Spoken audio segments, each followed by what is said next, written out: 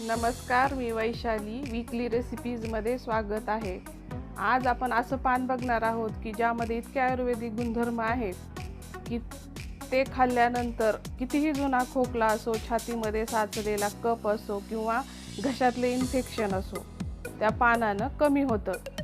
आणि त्या पानाच्या विडा जर तुम्ही लहान मुले म्हणजे 6 महिन्याचे अगदी वर्षाचे असतील तर त्या पानाच्या विड्यानं जर तुम्ही एका कपड्यात बांधून शेक दिला तर त्यांच्या छातीतला कफही कमी व्हायला मदत होते. असं अगदी भरपूर असं गुणांनी बनलेला आयुर्वेदिक पानविडा आपण आज बघणार आहोत.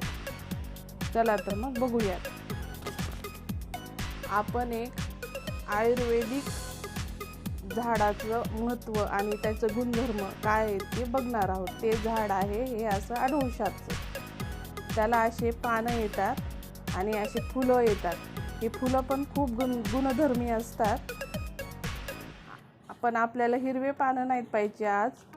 आज आपल्याला पिवळ्या पानापासून एक विडा बनवायचा आहे, जो की जुन्या खोकल्यावर किंवा ज्या छातीमध्ये जास्त कफ झाल्यावर त्याच्यावर अत्यंत गुणकारी असा हा पानविडा आहे, तो आपण बनवणार आहोत.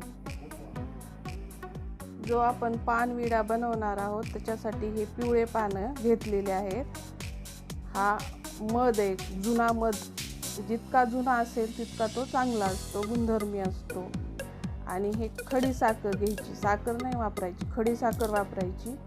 हे मसाला वेलची आहे,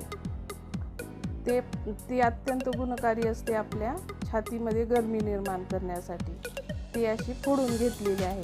लवंग आहे, ही हळद आहे. ती हळद अशी हळद असते, ती कुठून घरची हळद तयार केलेली आहे, ती आहे आयुर्वेदिक. आणि ओवा. तर विडा असा बनवायचा की थोडंसं त्याला मध लावायचं पानाला, चांगलं पान असं सरळ धरायचं, त्याच्यावर असं मध टाकायचा, थोडीशी खडी साखर टाकायची, विलायची अशी फोडलेली आहे मसाला विलायची, ती थोडीशी टाकायची. परत थोडं हळद त्याच्यावर अशी पसरवायची. आणि ओवा महत्त्वाचा घटक आहे याच्यामधला. आणि ते असं पूर्ण पानासारखी घडी घालायची आणि त्याला लवंग लावायची. लवंग पण खोकल्यावर खूप गुणकारी असते. तर हे पूर्ण असा तयार झाला आपला विडा. हा रोज सकाळी एक खायचा.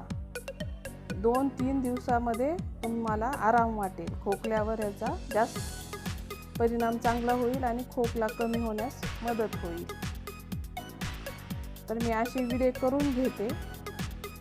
जर माझा व्हिडिओ आवडला तर लाईक करा. बाय.